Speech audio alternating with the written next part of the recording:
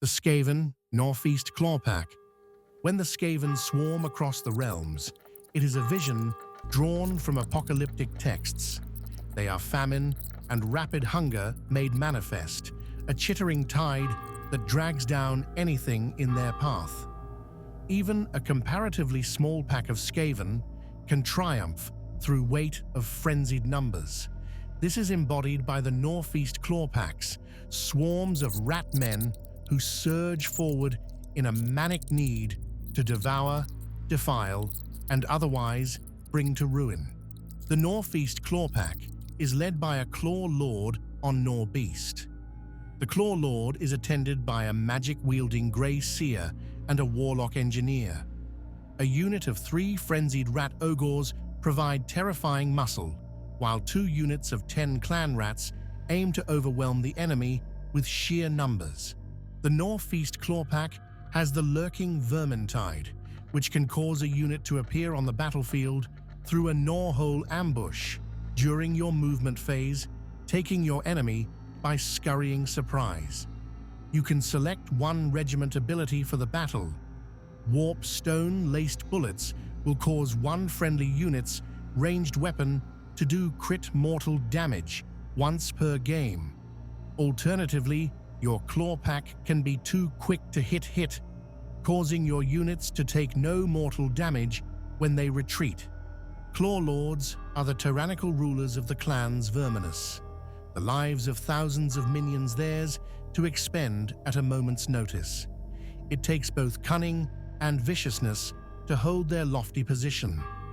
The most powerful Claw Lords ride upon a Gnawbeast, bred by Clan Moulder, a gangly, shrieking abomination whose hunger is even more voracious than that of its Skaven master. The Claw Lord on Gnawbeast is armed with a rattling pistol, doing D6 attacks, crit auto wound, and can shoot in combat. The Gnaw Lord is also armed with a deadly warp-forged halberd. The Gnawbeast's chisel fangs do a dangerous D3 damage each attack. The Cornered Rat ability adds 3 to the attacks of the Claw Lord's halberd when this unit is damaged, fighting with a rabid ferocity. Grey Seers are able to wield the withering magics of the Great Horned Rat. They serve as the executors of their terrible god's will amongst the clans.